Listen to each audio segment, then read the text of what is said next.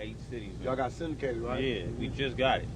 And then we also, what we want to do, I want to do it, I'm going to ask you the same questions, but I want to do it where it can play on either show. Right. And it won't alienate the other show. I got you. All right? Okay. All right, cool. 1, 2, we cool? Yes. I appreciate you doing this, brother. No problem. You give him the level? 1, 2. 1, 2, 1, 2. Yeah, nice. Have fun, guys. Hey. So what can't, is there anything you don't want to talk about? If it is, I'll just say it. Hey, yo, right now I'm chilling with Tupac. Bay Area's on right here. What's up, Pac? How you doing, brother? What's poppin'? What's poppin'? First off, I want to congratulate you on all your success, man, because I kind of watched you evolve. Yeah. And, and even though, I think most people from the Bay Area, even though we couldn't be there by your side, we kind of felt like every episode you went through in your life that we could only see through the media, we was right there, And brothers got a lot of love for you in the Bay. Want to know when you coming back for a minute.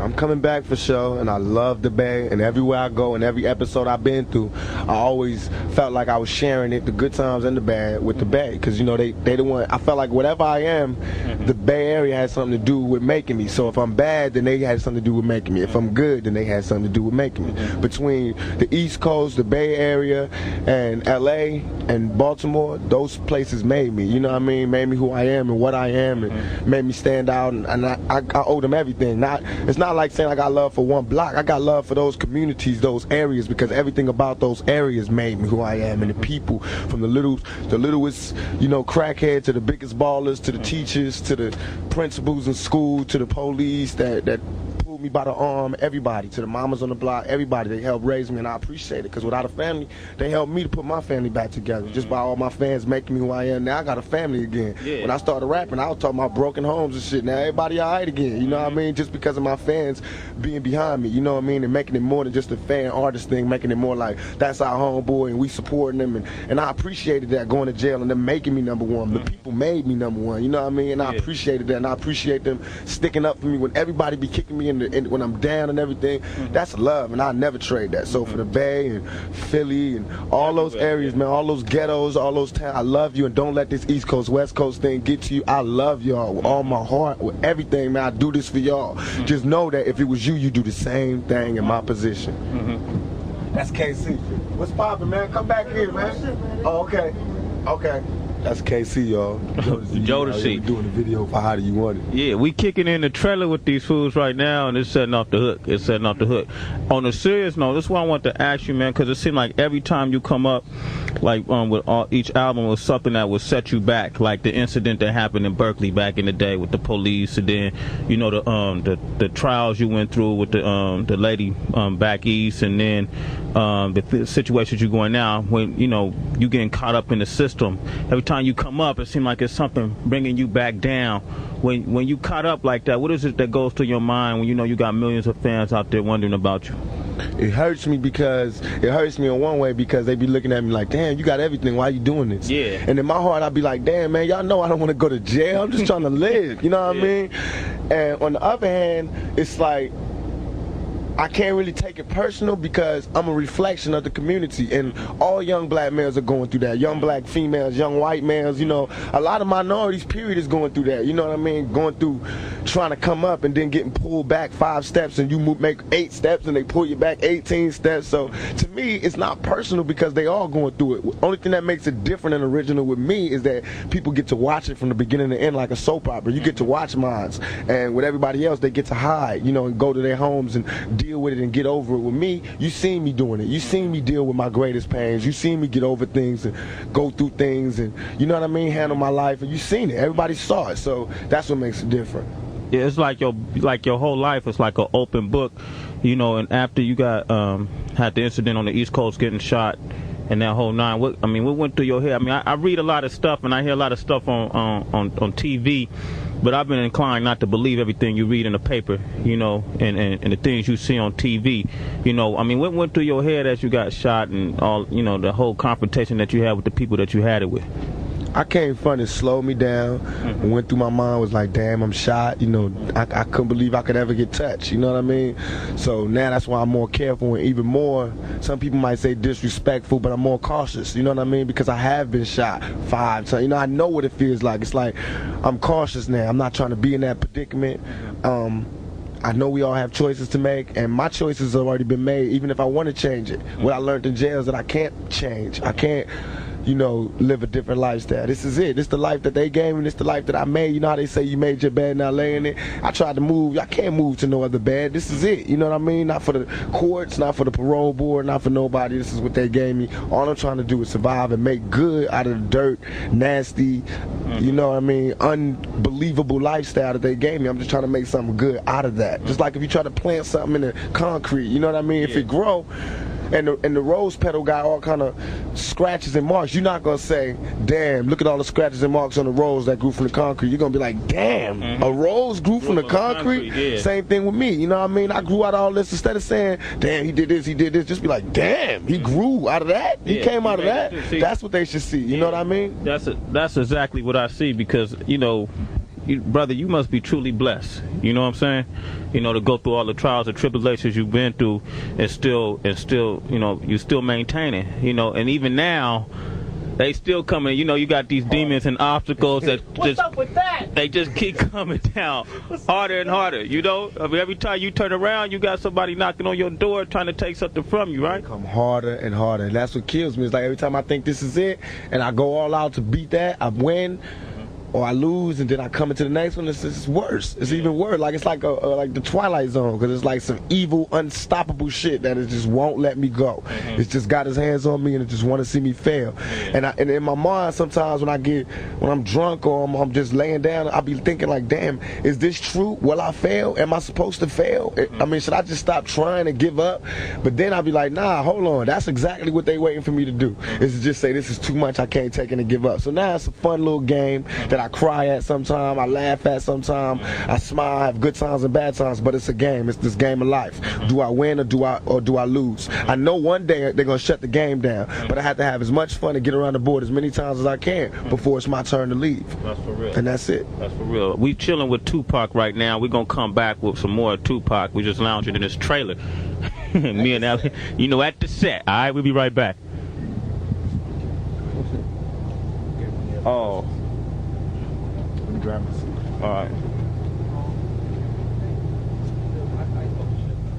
Right, actually, going.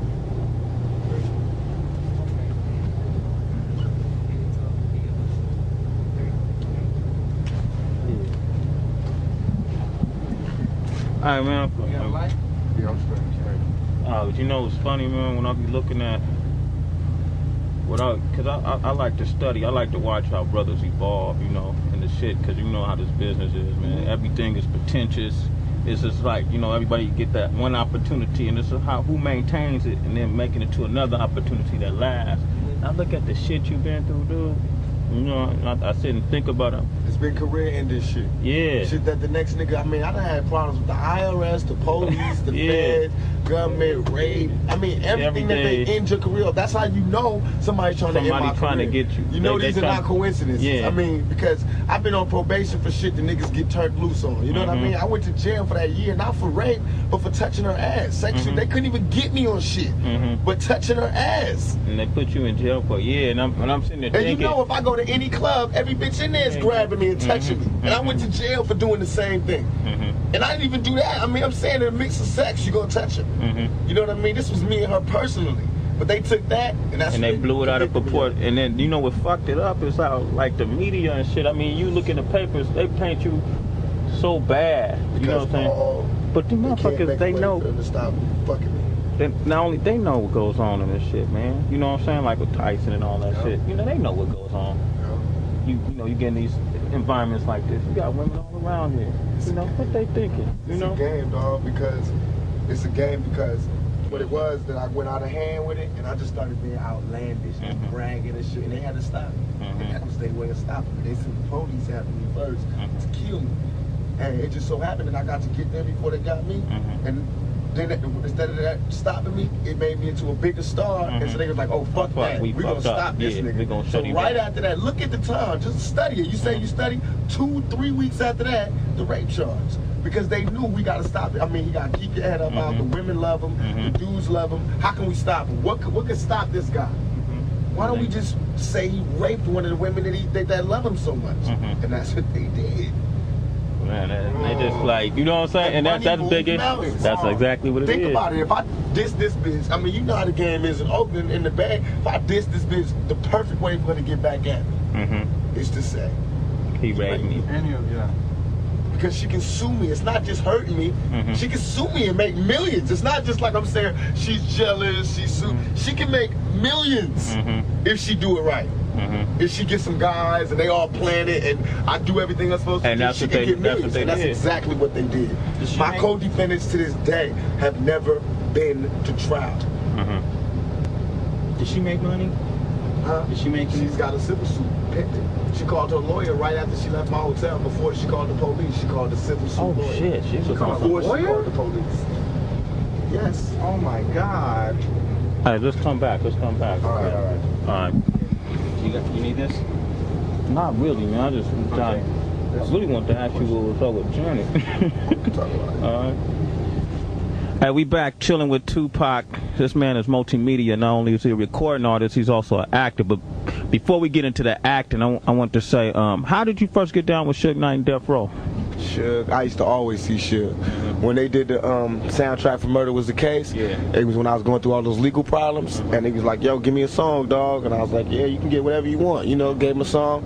And it was like the most I ever got for a soundtrack. I mean, the most I ever got for a song. It was damn near album budget. I mean, I think I got like something like 200,000 or 150,000 for one song. And the song, they didn't even use it, but I still got paid. You know what I mean? I got paid for everything I did on the soundtrack. And I think I did like 2 songs or something. And I remember when he did it like, yo, it wasn't even like because he was jocking me. He did it because he knew I was having crazy legal problems. And I was a man. He had asked me to come to Death Row, and I was like, I ain't ready. And instead of like taking it personal, he just did that for me. And I appreciated that. So when I'm in jail and I'm sitting there, what made me do the Death Row thing, because I was really going to quit rapping. But then Puffy and Biggie and all of them came out in the vibe, and they lied, and they twisted the facts. And all I wanted to do was end everything. All I wanted to do was end everything and walk away from shit. You know what I mean? Like how Scarface and all them niggas do. I want to get out the game. I'm trying to get out the game. They want to dirty up my memory. They want to dirty up everything I worked for. So it made me come back. Instead of quitting, it made me come back more relentless to destroy my what in fact is my comrades. To destroy what used to be my homeboys, what I worked for, my closest clique. You know what I mean? I worked hard all my life as far as this music business to make it East Coast, West Coast love and make everybody feel comfortable. And I dreamed of the days when I can go to New York and be comfortable and they can come out here and be comfortable. So it's not like when people say, why are you doing it East Coast? It's not like it's not silly at all. But you can't disrespect the love. You can't disrespect the peace treaty. That's just like when the Indians made deals with the white dudes and they would just come and rape their women and shoot them up and then leave. No, the Indians ain't gonna love white people no more. They're gonna want to kick up some dust until we think about it and renegotiate the terms of the treaty, and that's what I'm talking about.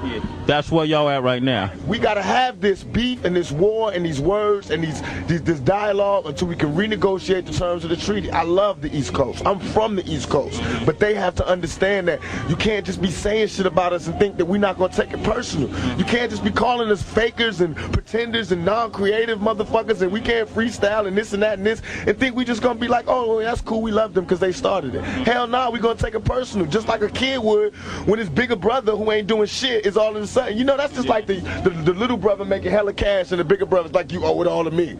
That's wrong, you know what I mean? Don't be mad because the little nigga's coming up, you know what I mean? Now, do you think the East Coast, West Coast rivalry is like both coasts, or because a lot of people think it's more Bad Boy Death Row? It is. It's not both coasts. What it is was that the East Coast, the people on the East Coast are real proud, real cultural, and real strong, just like we are on the West Coast.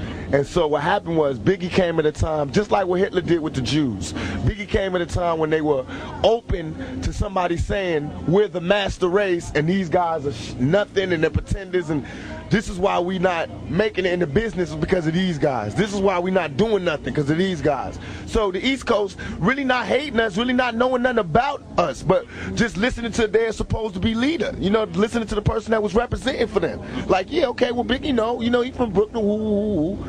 You know what I mean? And that's what happened. And so all of a sudden people saying stuff that they didn't even know was what they was doing was like ending our culture when we started. We held it down for y'all. That's how I felt. I was in tears like, what?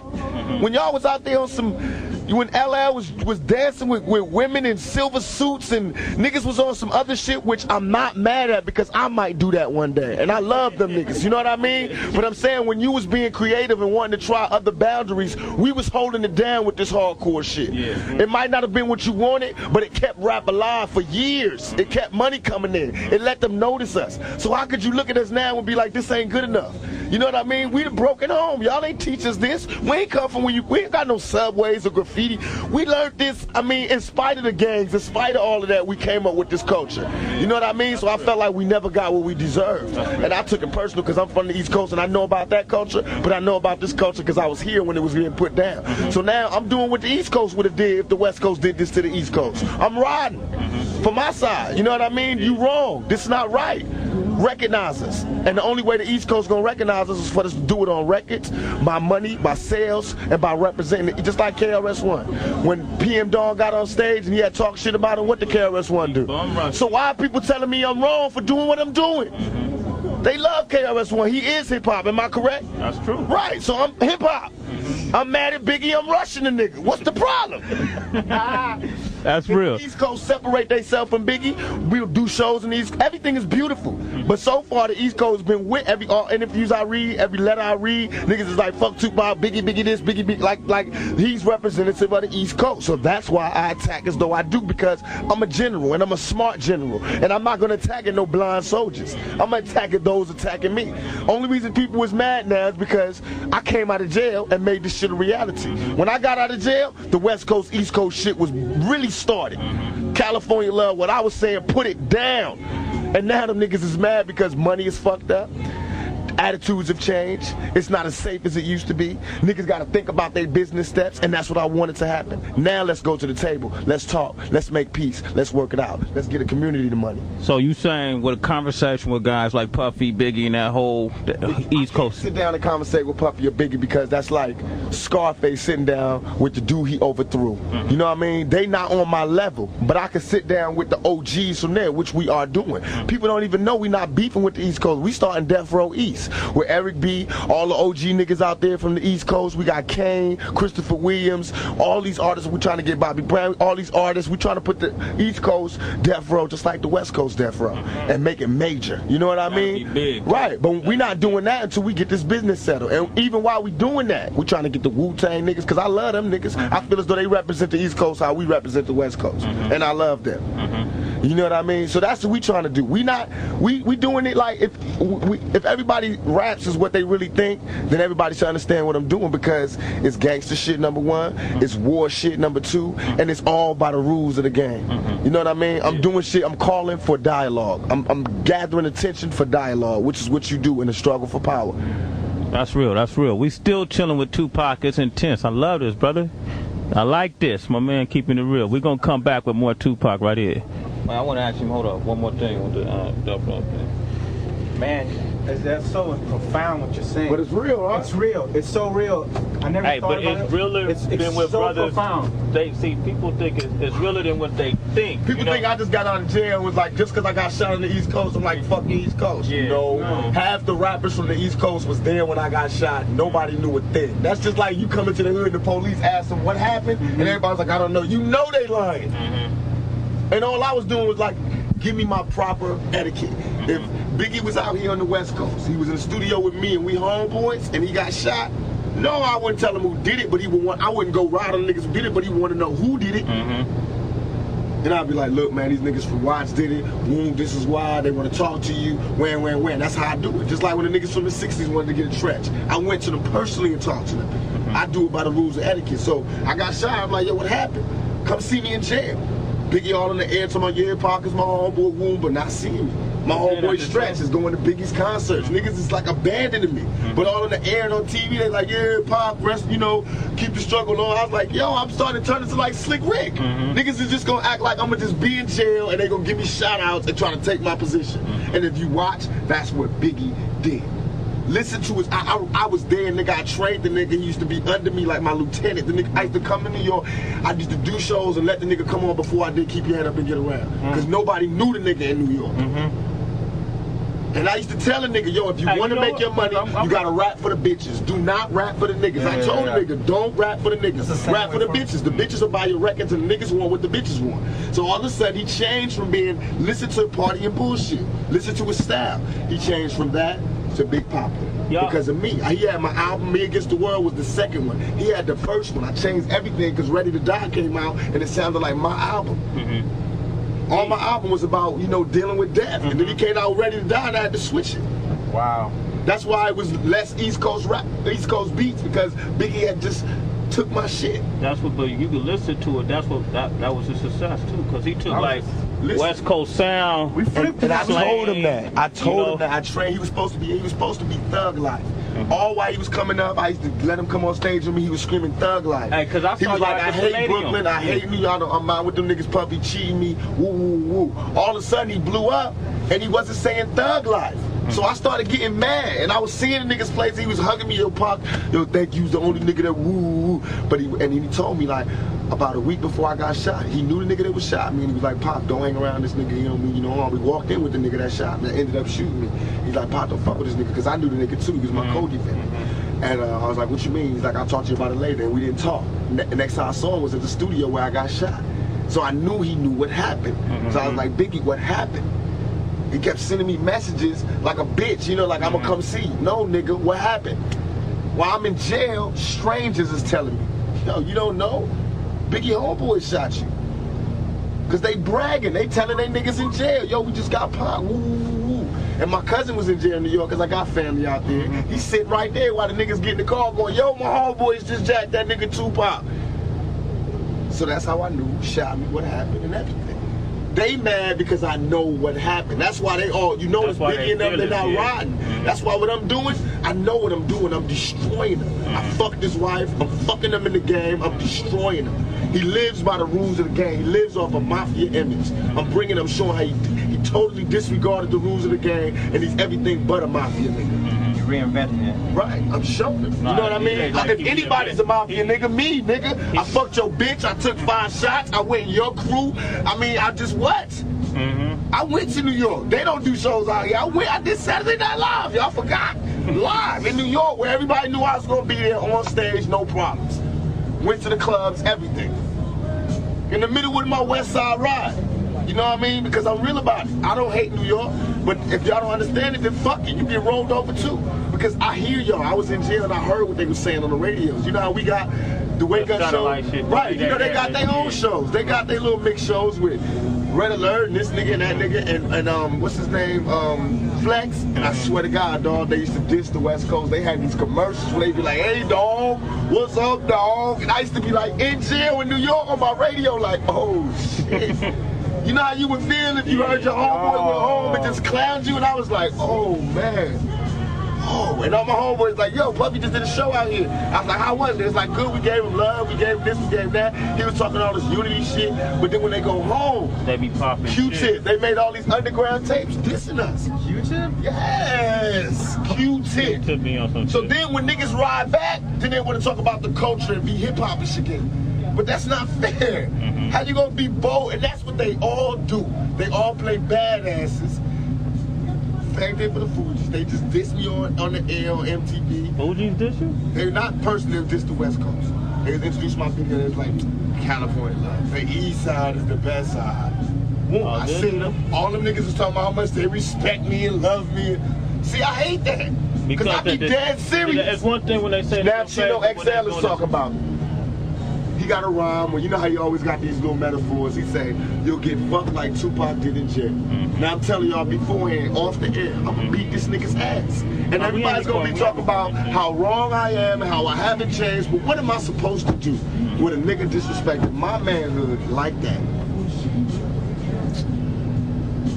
See what I mean? It's like I can't get out the game. Just like I'm saying, just like Scarface and that Carlito's way. I want to be legit. We got restaurants coming up with Alanis Morissette, me, Snoop, Sugar, and Alanis Morissette open up a restaurant. Alanis is nice. I'm doing a soundtrack, my first soundtrack. I'm the music supervisor for this movie I'm doing. I got Alanis on there, Michelle, Incalacia, whatever her name is. All these alternative stars, no rap. All this shit coming up. But what's gonna reign supreme in '96 and '97 is the ride I'm doing. And it's not even like, I feel like I'm doing it for hip hop. All I'm trying to do is get the imposters out. I remember Biggie sleeping on my couch. I remember begging bitches to fuck him. You feel me? Yeah. So Big Papa don't mean nothing to me. He know it. He know it. That's why he can't fight me. That's why he can't battle me. Yeah. You know what I mean? I can make songs talking exactly about him, and he can't talk about me because he know. I'm the one that used to buy him champagne. All that shit he talking, that was me buying him that. He talking about my lifestyle with his album. Because when he was doing his album, he was broke, nigga. I was having money. The shit he talking about was my life. Thug life. That's what he talking about. All that Junior Mafia, them niggas was young motherfuckers that used to hang around that I used to give money to get on the train to go home at night. Little Caesar and all of them. And Kim and all that. Yeah, so now they rapping against me, and you can imagine how I fucking feel. When I got arrested in New York, I got arrested for Biggie. Them guns in my room was Biggie's guns because them cowards left the room when they heard the police was downstairs, and everybody left their guns in my room. So I got 4 guns in my room. Serial numbers scratched out, and I did not snitch. I took that case. So you can imagine how I feel when I'm in jail for that case, and he out there living a mafia lifestyle, giving me no money, giving me no respect, giving me no tribute, rolling with my road dog who was there when I got shot. I mean, come on, man. I'm not paranoid. I'm not paranoid. Y'all niggas know what time it is. I mean, what it is that them East Coast drug dealers got them niggas under extortion. I came and fucked up everything. Because I dissed them niggas in the Daily News. They put a hit out on me. When the niggas tried to rob me, which is all they wanted to do, I knew what they told me. That's what they was telling me. Pop, they was sending me messages through my closest road dog saying, Pop, why did you fight them? They was just coming to take your shit. But I wasn't letting nobody take my shit, and I was strapped that day. That's what I couldn't put in the bottle. I had two double Glocks on me. And when I pulled for my shit, that's when I got shot. And the reason I knew my homeboys set me up is because my homeboys knew I was strapped. The dudes came straight for me. My homeboys is behind the niggas. Like, they running for sway. My homeboys behind the niggas, and they didn't do nothing. They knew I was strapped. All they had to do was grab the nigga, and I could have bust. But they got guns, so these niggas are coming for me, and these niggas just sitting there. And they said, get, and these niggas dropped to the floor. I knew it was a setup. Nobody come downstairs to after them shot. And then after you shot, now after you shot, you went up there, they looked at you like you was a ghost? Yo, when I walked upstairs, Sway, on everything I love, I seen it in their eyes. I can never describe this look until you get shot and you see it yourself. Niggas looked at me like this.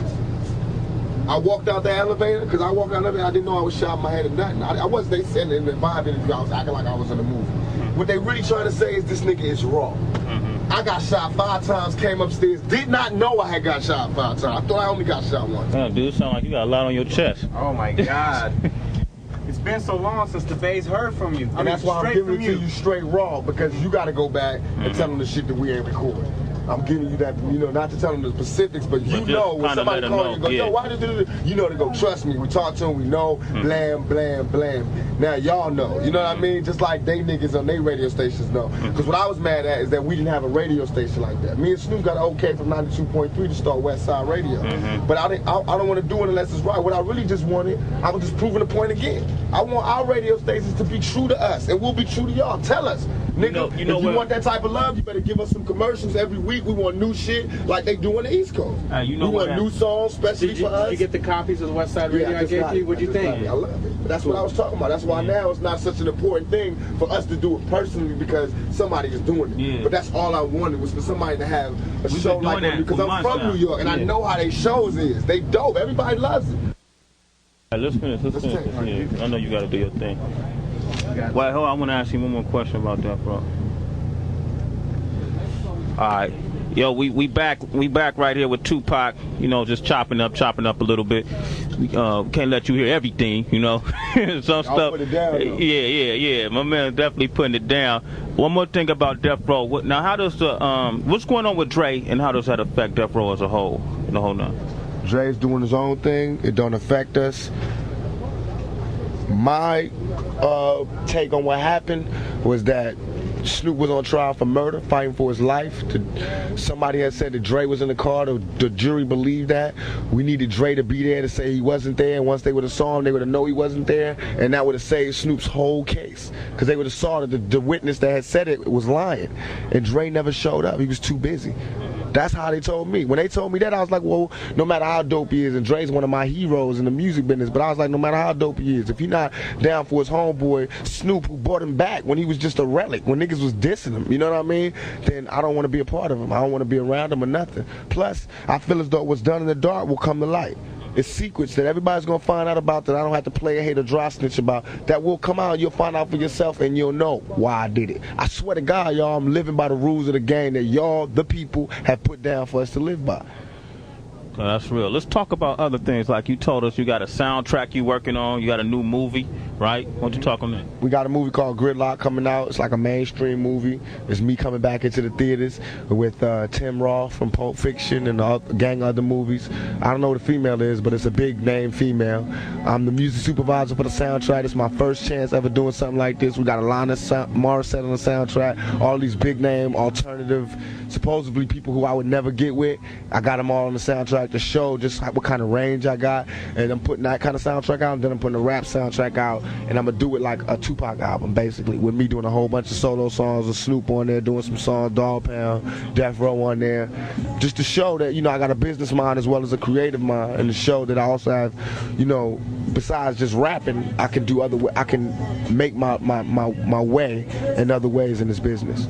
That's for real too. Now when you work with Janet, you know, I was wondering if maybe you could hook me up with her number if did you pursue it?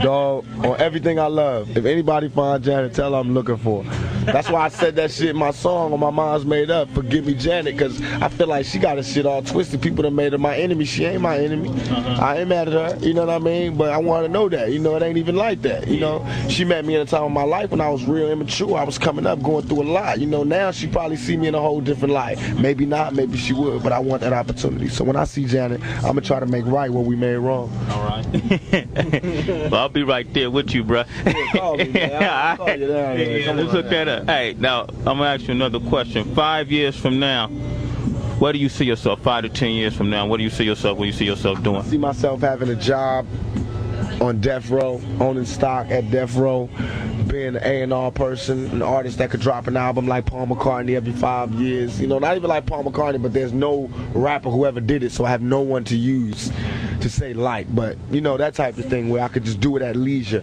and you know, when my music will mean something and I drop deeper shit. That I have my own production company, which I'm close to right now, doing my own movies, have my own restaurant, which I got right now with Alanis and Suge and Snoop, and just expand. I'm starting to put out some calendars. I got a publishing company and put out some calendars for charity. I'm gonna start a little youth league in California so we can start playing some East Coast teams and some Southern teams and some, you know, Midwest teams. You know, have like a little league, like a Pop Warner league, but the rappers fund it, and the rappers are the head coaches. You know what I mean? Have a league where you could get a big trophy with diamonds in it for a nigga to stay drug free and stay in school, and that's the only way you could be on the team. And we have fun and eat pizza and have the finest girls there and throw concerts at the end of the. You know what I mean? That's what I mean by giving back. You know what I mean? Not being who I am, but by using what I got to give back. All right. And in closing, you know, you got a lot of people, fans that's listening to you right now that don't really get a chance to talk to Tupac up and close and personal like we kicked it today. But if it's anything you want people to know about Tupac, what is it you like to say? Number one, when I diss y'all, meaning diss, I mean like when you come up to me and I'm not giving you the kind of reaction that you think I should be giving you, it's not because I'm ungrateful, it's because I'm nervous, I'm paranoid, I just got out of jail, I've been shot, I've been cheated and lied and framed, and I just don't know how to deal with so many people giving me that much affection. I've never had that in my life. So if I do that, don't take it personal, try to understand me and see it for what it is. Now I understand what it's truly like to be like, not that I'm a fine ass nigga, but I understand what it's like to be a fine female female going in the club and all the guys just rush you before you ready to be rushed. You know what I mean? And everybody's touching you before you ready to be touched. So now I have a better understanding of what it's like to be a woman. But I also have a better understanding on fans not making me do things. I'm going to do it because I love y'all, because I do appreciate what you did. But when you make me do it, I don't want to do it. I don't care how many albums you bought. You know what I mean? My fans to me are people who follow me and is down for me, understand me, and no matter what people say, they know me because they know my actions. They follow me through my career. Not people who just bought my album, because anybody, I buy albums all the time, but I just buy it to listen to. You know what I mean? And if you buy my album, you bought it for the music. You didn't buy it for when you see me, I just break down and start eating you out. You know what I mean? So I don't like that. Don't start, extorting me for your autograph and shit. You know what I mean? I'm real. I give autographs when I want to, not because I'm all that, but because I'm tired. And I want to be in this game for a long time. I don't ever want to hate the fans. And that's what these other niggas do. See, they might give you autographs all the time, but they hate you. And they don't even look at you like people. I do look at you like people. That's why I feel as though I could look you in your eye and go, yo, I don't feel like doing that right now. I don't feel like signing the autographs. And you should understand. Because I'm looking at you like a human being. Let's kick it. Let's not take pictures. Let's just kick it. Do that. I want some females to do that. Just come up to me and be like, "Pa, look," because every female want to come up to me and be like, "I know you think I'm like everybody else," and treat me bad and tell me no. Be the opposite way. Everybody doing that. Everybody trying to show me how much they not attracted to me. Do the opposite. Because, these ghetto girls, these minority women is what I call them. Them the only women I could get. Everybody